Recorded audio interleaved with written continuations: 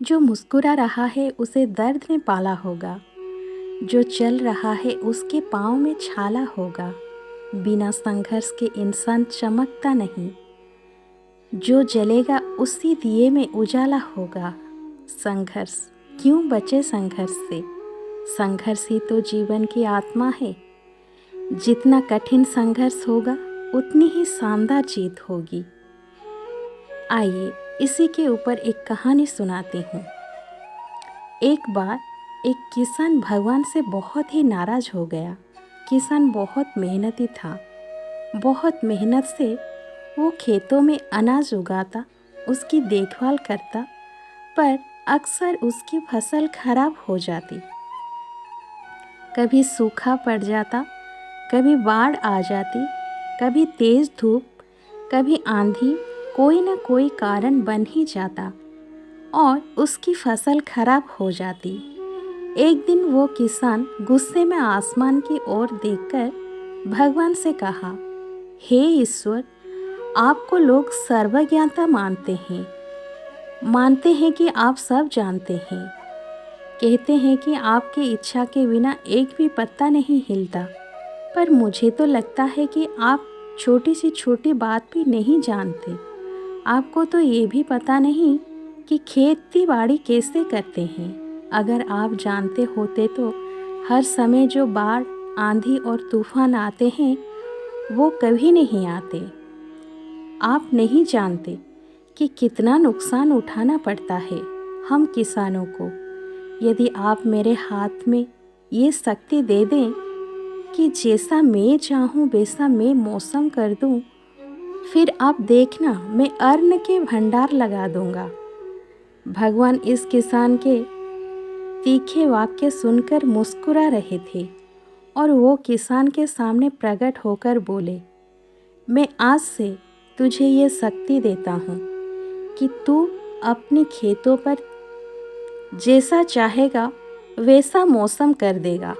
मैं बिल्कुल भी दखल नहीं दूंगा। तुम्हारी इच्छा से सब कुछ होगा। किसान बहुत खुश हो गया।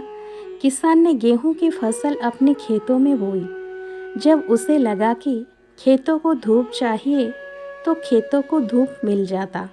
जब पानी बरसना चाहिए तभी पानी बरसा। आंधी, तूफान, बाढ़ कुछ भी उसने अपने खेतों पर आने नहीं दिया। किसान के खेत में इस वर्ष ऐसा फसल हुई जैसे कभी नहीं हुई थी। हरी भरी लहराती फसल देखकर किसान मन ही मन बहुत खुश हो गया और सोचने लगा, अब सबूत के साथ दिखाऊंगा भगवान को कि इसे कहते हैं शक्ति का सही उपयोग। मेरी सफलता देखकर उन्हें अपने नियम जरूर बदलने पड़ेंगे। कुछ दिन गुजरे, फसल काटने को तैयार हो गया। किसान बहुत उत्सुकता के साथ फसल को काटने लगा, पर जैसे ही उसकी नज़र गेहूं की बालियों पर पड़ी तो उसने अपना सिर पीट लिया और वो रोने चिल्लाने लगा। गेहूं की एक भी बाली के अंदर गेहूं का दाना नहीं था। सारी बालियां अंदर से खाली थी। किसान बहुत दुखी हो गया। उसने भगवान को रोते हुए फिर पुकारने लगा और कहने लगा, हे प्रभु, तुमने ये मेरे साथ क्या किया? क्या तुमने मुझे कोई सजा दी है? भगवान बोले, पुत्र, ये तो होना ही था। तुमने पौधा को संघर्ष करने का मौका ही कहाँ दिया। ना तो तुमने उन्हें आंधियों से जूझने दिया, न तेज बारिश सहने दिया और ना ही धूप में तपने दिया। एक भी चुनौती का सामना तुमने उन्हें नहीं करने दिया। इसीलिए सारे पौधे अंदर से खोखले हो गए। जब आंधी, तूफान, तेज बारिश और धूप पड़ती है तभी ये पौधा अपने अस्तित्व को बचाने के लिए संघर्ष करते हैं और इसी संघर्ष से एक बल पैदा होता है जिसमें शक्ति होती है, ऊर्जा होती है। और यही ऊर्जा पूर्ति तेरे गेहूं के दानों में नहीं फूटी। तूने उन्हें कठिन परिस्थितियों से गुजरने ही नहीं दिया जहां उनके अस्तित्व का जन्म होता।